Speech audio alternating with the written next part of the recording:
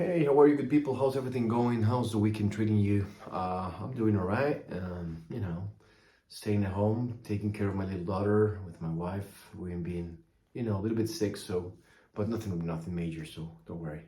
I want to show you some records. Most of them are not really new releases, just ones that I be happening to pick up. As I told before, I'm not the one that gets the records first, so I never just like go with the premiere of any releases because it's gonna take some time for me to get them, so it's pointless. But I'm gonna show you some records that I like and I consider it worth buying and getting. So without further ado, this is the first one. Rachel Welch and I forget the name of the man, David Rawlings. All the good times are past and gone. This one is a pretty good recording, right? Rachel Welch takes a lot of care in recording processes. It's all analog. It's a pretty, non-expensive record. With a modern record, with you can see here how they were, really recording it like at home with a, tape recording. So it's all analog. It's a pretty good sounding, like in the country acoustic side. So if you want to, have a good listen with this, guitars sound pretty nice when they're good recordings, right? You know, Thinking about the Coltrane's Blue Train reissue and Kenny Drew that plays an amazing piano lines there. I forgot to show this one. This Music Matters Jazz Undercurrent, Kenny Drew, one of masterpieces Kenny did, and this is the last record he did before he went to Europe. Pretty good record, pretty good sounding. This is an MMJ, harder to find, but it's not that expensive considering the MMJ's price lines now. It's at a print, but if you can find there, I stumbled to it. You just sometimes in Discogs you just put something you like. You know that I'm just, I don't know why I'm telling you guys. You know more than me, but you can say that you're interested, and then they'll message you when somebody has it, and sometimes you can get good deals with them. This one I bought through Facebook website, through the MMJ website. Facebook channel, not website, Facebook channel. And somebody was like selling it, and I'm such a Hank Mobley fan. I'm trying to complete my MMJ Hank Mobley collection, and this one was missing. And well, I think it's probably with Soul Station my favorite Hank Mobley album. Sometimes it's Soul Station, sometimes it's this one. Awesome record. After the MoFi, thing, I remember that it was like say like firmer like this version of Love Forever Changes, the Reiner version better than the MMJ, and so it was fun because I had this record a long time, and I pulled it out, and it actually is indeed the Reiner version that Firmer is talking about. So I played it this week, and it was just astonishing. So if you can find it, it's not expensive too. Chris Bellman mastered this from the original analog tapes. So I have not heard the MoFi. I'm not a MoFi fan that much. Half one steps, and it's but this one's pretty good. Another one that, if you are gonna save the hassle of getting the one step, which sounds pretty good, the one step from Mingus own sounds pretty good. This one is an all analog pressing by Org, cut by Bernie Gruntman, and it's just a wonderful wonderful detail album. This is 575. Good cover.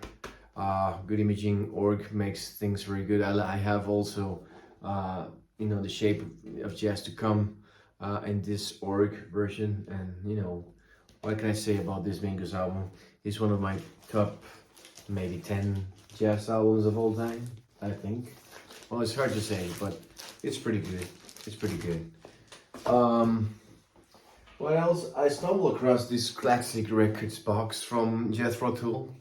It's one-sided, 45 thing, which is sometimes a pain in the ass, right? But sounds absolutely astonishing. It comes like this, with a all carbon-free records. I know Classic Records is now owned by Analog Productions, but sometimes you can find these things, maybe not the most cherished ones, they like the Norma Jones or things something like that. Sometimes it's harder, but these ones like Jethro Tull and that things you can find in decent prices. So if you can, care, if you don't care about the box like Massey that hates the boxes, I don't like boxes either that much, but it's alright. Talking about Massey, well, I sent him a CD from Soda Stereo, and I don't know, he doesn't receive my emails because I've sent like thousands of emails explaining how about what Soda Stereo is. But I'm gonna explain a little bit here. If you guys are not, Latin Americans, will be maybe harder to understand what Soda Stereo is. Soda Stereo is one of the, maybe arguably the biggest rock and roll band Latin America has ever produced. They are so big.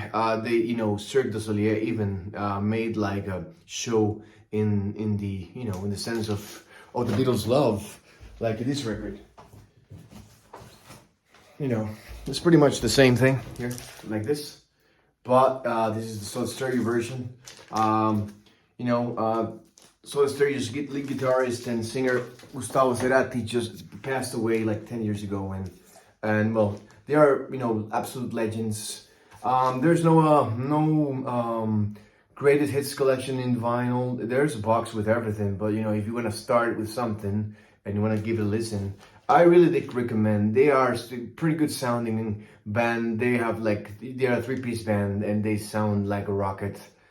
This is obviously remixed in the sense of love, so you will not get the original tracks, but you will get an idea. It's a pretty good album. It's a pretty good album. I think maybe the Música Ligera is arguably the best Spanish rock and roll song I've written. Could be, But yeah, I highly recommend this.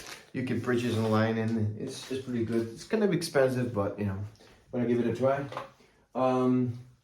Got this Sons of Kemet album with Shabaka Hutchins.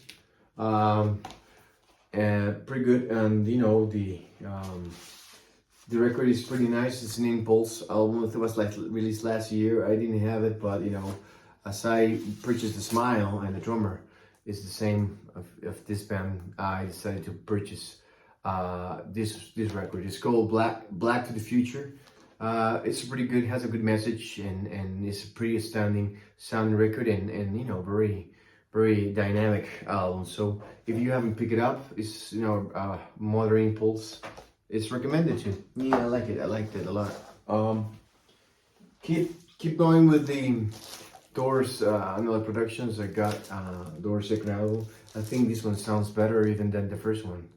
I heard Chad's interview saying that they got all the original analog tapes apart from the first one that has the copy. It was taken from a first-hand copy, because they didn't have the original one. But all of them afterwards are cut from the original master tapes, and it's so analog and it's so hi-fi. Sometimes it's just confusing. It sounds like different. It's like listening to the Doors for the first time. It's just weird. In the first instance, you have to get used to it, of all this space between the instruments. It's really an astounding, an incredible experience. So if you wanna give it a try, yeah, it's good. And I succumbed and bought the first, the small batch of this. No comment because it's boring. Everybody show this, and yeah, I just wanted to show it just for the fun. So that's the records I got for today. Hope you guys are doing all right, and if you please can subscribe, that'll be awesome. And if Massey can listen to the Soda Stereo record CD I sent him, will be awesome. He's missing, right? He's missing. The thing is that maybe I don't know if my emails didn't get to him, or maybe the MoFi situation below, and then he just lost track about it. But Matthew, listen to it. You'll like it. You know, you're a Smiths fan. You will listen to it. You'll like it. I promise. Take care, my friends. Good day.